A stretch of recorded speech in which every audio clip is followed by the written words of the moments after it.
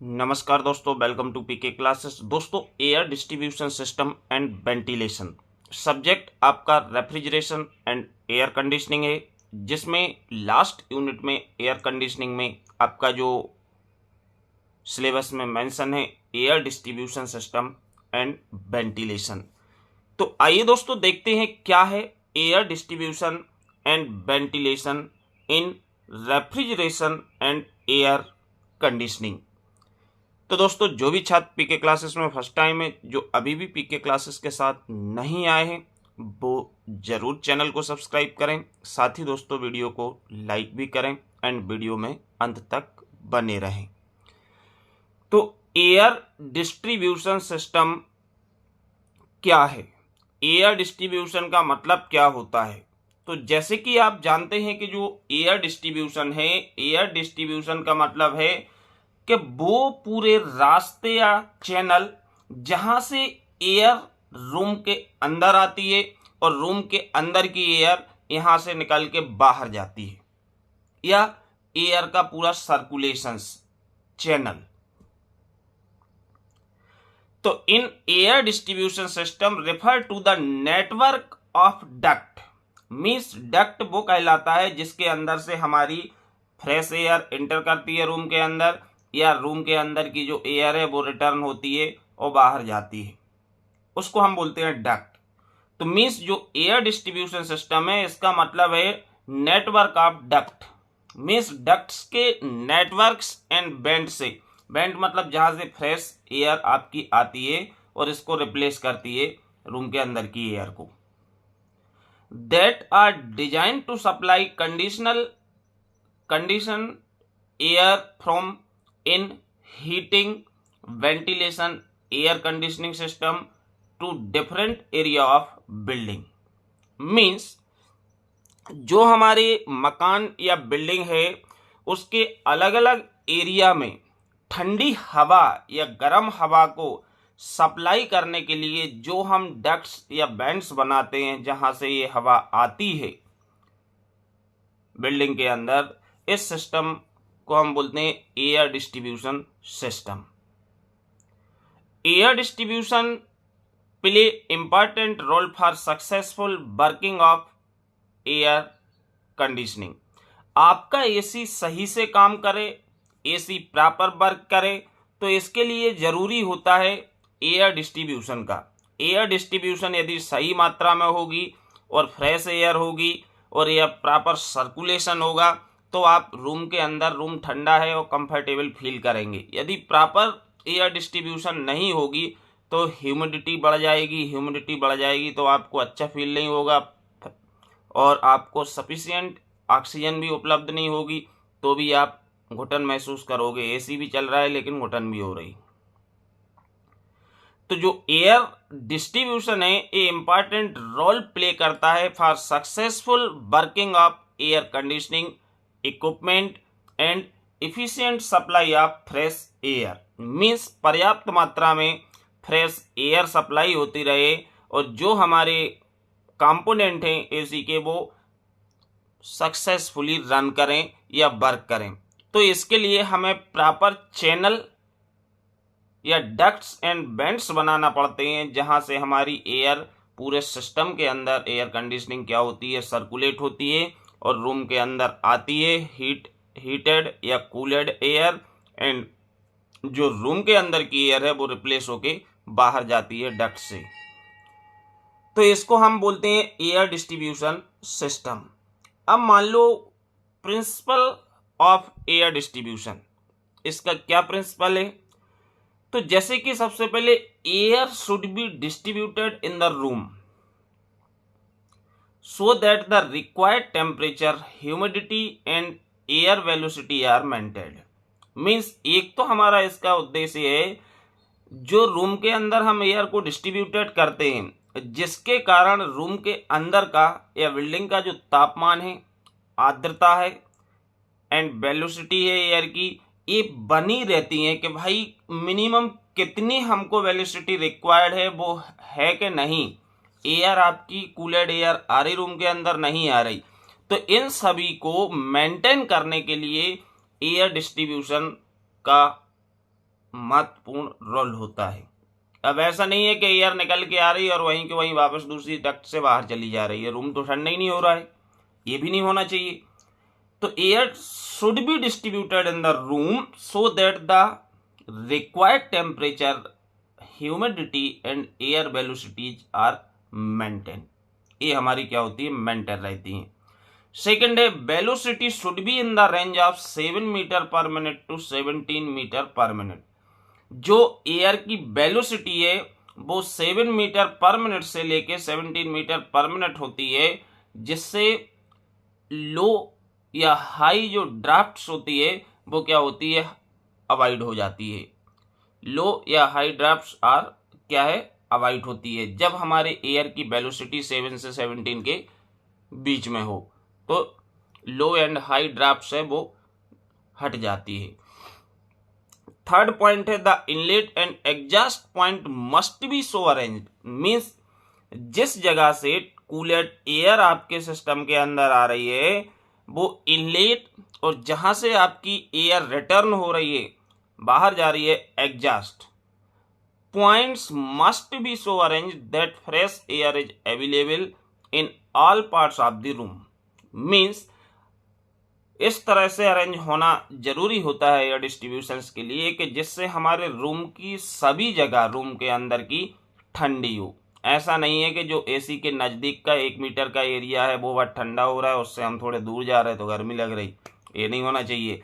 क्योंकि proper air distribution होगा तो आपका पूरा रूम ठंडा होगा। यदि आप 20 डिग्री या 15 पर टेम्परेचर मेंटेन करके रखे हो रिमोट से, तो आपका 15 डिग्री पूरे रूम का तापमान होना चाहिए, ना कि पर्टिकुलर प्लेस का।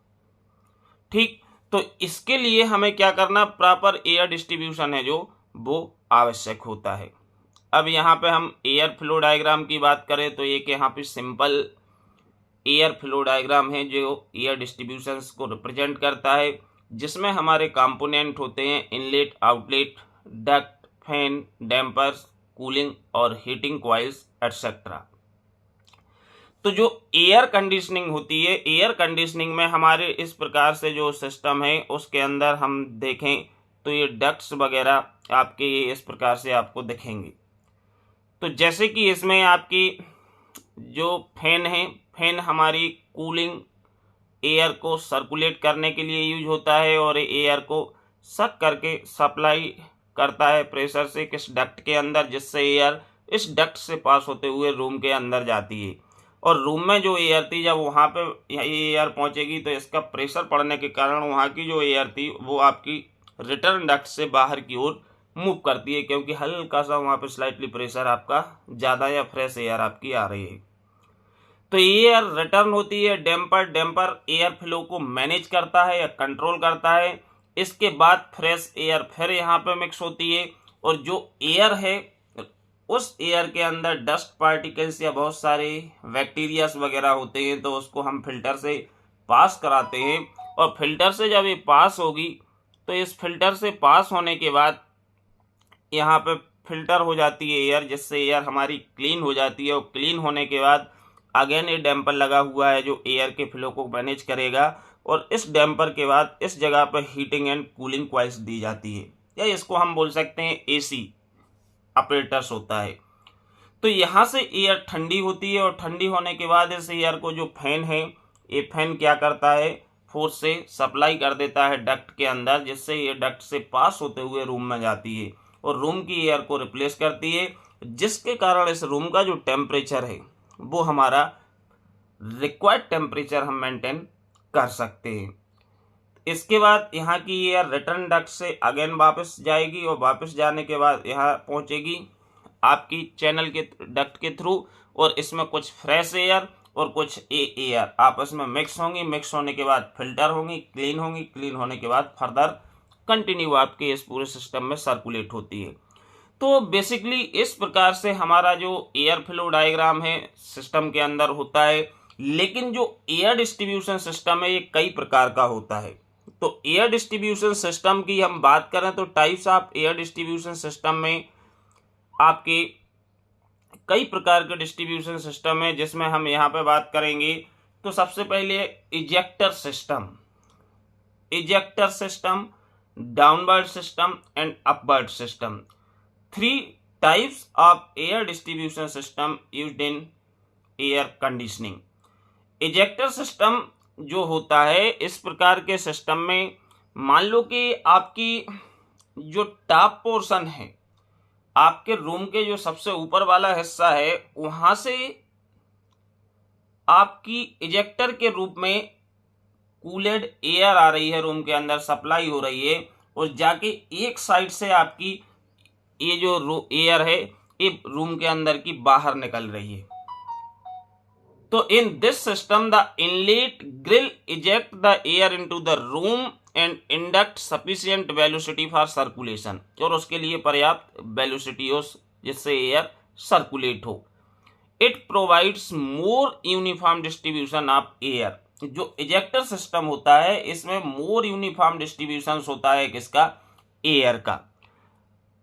सेकंड है डाउनवर्ड सिस्टम. डाउनवर्ड सिस्टम का यहाँ पे डायग्राम बनाया हुआ है. डाउनवर्ड सिस्टम में जैसे कि आप देख पा रहे हैं, हमारा एसी लगा हुआ है ऊपर. एसी का जो डक्ट है, सॉरी एसी जो है, एसी से हवा निकल के आ रही है रूम के अंदर, और नीचे से ये हवा एयर आउट हो रही है, बाहर जा रही है. तो जो डाउनवर्ड सिस्टम होता है इसमें एयर सप्लाई होती है through the opening the ceiling. जो हमारी सीलिंग होती है टॉप की, यहां से हमारी एयर सीधी क्या होती है? आती है. कूलेड एयर सीलिंग से आती है and remove through the opening made near the floor. और जो हमारे फ्लोर के नजदीक ओपनिंग होती है, खुली हुई जगह होती है, वहां से ये एयर क्या होती है? रिमूव्ड होती है, बाहर जाती है रिटर्न डक्ट में. It is used in school, offices and theatres etcetera. जो इस प्रकार का एयर डिस्ट्रीब्यूशन सिस्टम है डाउनवर्ड, ये हमारा स्कूल, ऑफिस एंड थिएटर्स वगैरह में उपयोग किया जाता है. इसके बाद आता है अपवर्ड सिस्टम. अपवर्ड सिस्टम में क्या होता है कि जो आपकी एयर रूम के अंदर आती है वो सीलिंग के जस्ट नीचे जो दीवार होती है, दीवार के अंदर होल करके इस सिस्टम को अटैच किया जाता है एसी को. तो जब इसमें एयर आउटलेट जो है वो बाल, सीलिंग के नियर बाल पे बना होता है, तो वहां से आपकी एयर आती है और नीचे आपकी बाल से फ्लोर के नियरेस्ट बाहर रिमूव होती है. तो इस प्रकार के एयर डिस्ट्रीब्यूशन सिस्टम्स को बोला जाता है अपवर्ड एयर डिस्ट्रीब्यूशन सिस्टम. तो हमारे तीन प्रकार के एयर डिस्ट्रीब्यूशन सिस्टम होते हैं: इजेक्टर, डाउनवर्ड एंड अपवर्ड. और इनका मतलब है एयर के किस जगह से एयर ठंडी रूम के अंदर आ रही है और कहां से एयर बाहर निकल रही है. सिर्फ इन तीनों डायग्राम में अलग अलग सिर्फ यही सेंस है, इसके अलावा कोई इसमें ऐसी खास बात नहीं है कि जो आप ना कर पाए. आप कर सकते हैं, क्योंकि इसमें एयर के फ्लो को दिखाना है. जैसे कि आप किसी भी जगह पे जाते हैं और देखते हैं एसी लगा हुआ है, तो वहां पे आपको ये देखना कि सीलिंग से डायरेक्ट एयर आ रही है, तो आपका डाउनवर्ड सिस्टम है. और दीवार, सीलिंग के जस्ट नीचे दीवार से साइड से आ रही है, तो वो अपवर्ड सिस्टम है. और इजेक्टर सिस्टम में टॉप से आ रही है और अलग अलग जगह से पान से मूव करते हुए सीधी एक जगह से बाहर इजेक्ट हो रही है, तो उसको हम बोलते हैं इजेक्टर सिस्टम. अब बात आती है वेंटिलेशन. तो वेंटिलेशंस का मतलब क्या है? वेंटिलेशंस आप सभी जानते हैं कि हमें क्लीन एयर को अपने रूम के अंदर सप्लाई करना और वहां की एयर को बाहर निकालना. तो बेसिकली वेंटिलेशंस जो है ये एक तो सफिशिएंट अमाउंट में फ्रेश एयर को रूम के अंदर सप्लाई करता है, और जो रूम में या हमारे बाथरूम में स्मेल वगैरह होता है, गंदगी होती है, उसको हटाता है, बाहर फेंकता है. तो ये तब संभव है कि जब हमारा वेंटिलेशन सिस्टम सही होगा, तो हमें पर्याप्त मात्रा में ऑक्सीजन, इसके बाद लाइट मिल सकेगी. और जब पर्याप्त मात्रा में हमें लाइट भी मिलेगी, लाइट मीन्स रोशनी भी आएगी बाहर की, साथ ही फ्रेश एयर भी आएगी, तो हमारे घर पे एनर्जी सेव भी होगी. तो इसके लिए हम वेंटिलेशन सिस्टम हर बिल्डिंग्स या कंपार्टमेंट, बिल्डिंग या कोई मल्टी स्टोरेज बिल्डिंग या अपने हाउस में हर जगह पे हम क्या करते हैं, वेंटिलेशन सिस्टम का खास तौर पे ध्यान रखते हैं। वीडियो देखने के लिए आप सभी को बहुत बहुत धन्यवाद। Thank you.